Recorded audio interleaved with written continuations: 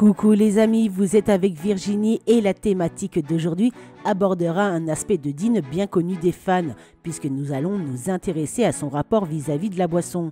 Jamais sobre, ni totalement ivre, Dean est dépeint dans la série comme étant un grand buveur.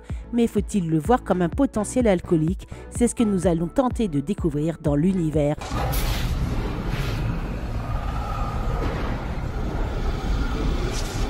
Dean est un personnage complexe qui lutte contre de nombreux démons, que ce soit au sens propre comme au sens figuré.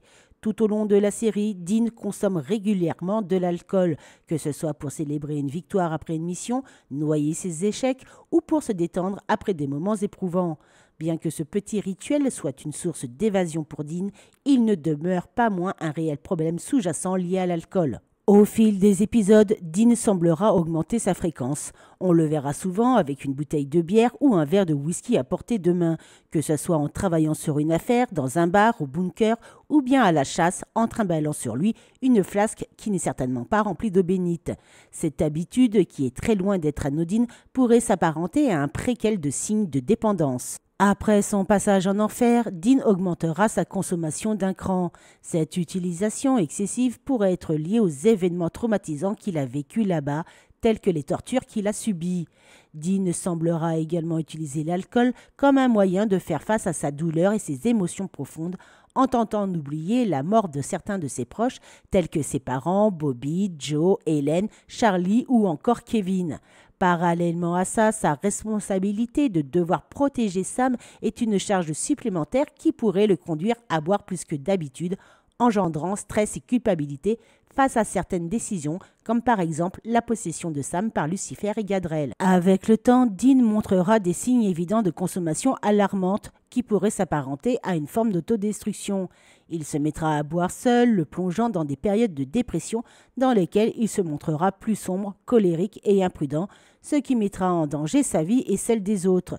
Son irritabilité augmentera avec son débit de boisson, ce qui aura un impact sur ses relations et ses jugements.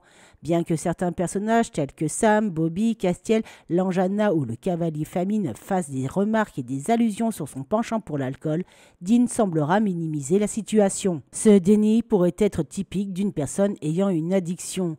Au fur et à mesure des saisons, Dean réalisera qu'il ne peut pas sauver tout le monde, ce qui ajoutera encore plus de désarroi et de fardeau émotionnel, ce qui l'entraînera petit à petit dans la spirale de la boisson. Bien que Dean finisse par admettre à Sam et Bobby d'avoir abusé de l'alcool au cours de sa relation avec Lisa, il ne se remettra pas en question pour autant et continuera à assouvir son besoin de consommer. Parallèlement à ça, son séjour passé au purgatoire ne suffira pas à Dean de se défaire de cette accoutumance. Bien qu'il soit resté sobre tout au long de cette période, Dean ne semblera pas souffrir de symptômes de sevrage visibles et gardera toutes ses capacités mentales et physiques. D'ailleurs, à noter que malgré sa consommation outrancière, Dean reste maître de lui-même en étant un chasseur hors pair et efficace, toujours capable d'agir quand il le faut. Malheureusement pour Dean, son goût prononcé pour l'alcool reviendra au grand galop et atteindra son paroxysme lorsqu'il deviendra démon dans la saison 10. De plus, subissant l'influence de la marque de Caïn et de la première lame ne fera que aggraver les choses, exacerbant son sens aigu pour la boisson, poussant Dean à passer ses jours et ses nuits dans les bars, ce qui entraînera des conséquences désastreuses sur son comportement, devenu violent, dangereux et incontrôlable. À plusieurs reprises, Dean franchira des limites en buvant régulièrement du whisky directement à la bouteille, ce qui pourrait être néfaste pour sa santé à long terme et témoignera une fois de plus d'un mal-être du personnage bien plus profond qu'il n'y paraît. Au cours des dernières saisons, la boisson semblera faire partie du quotidien de Dean, que ce soit le matin au réveil, tout au long de la journée jusqu'à très tard la nuit, ce qui dénote fortement un état d'alcoolisme avancé. À noter également que dans la saison 14, alors que Dean est possédé par Saint-Michel, l'archange, qui n'a habituellement pas besoin de boire et de manger, sera vu à plusieurs reprises avec un verre à la main, ce qui démontre que même l'addiction de Dean se voit à travers les agissements de Saint-Michel. Quoi qu'on en pense, Dean souffre d'alcoolisme, que ce soit en termes de régularité et de quantité.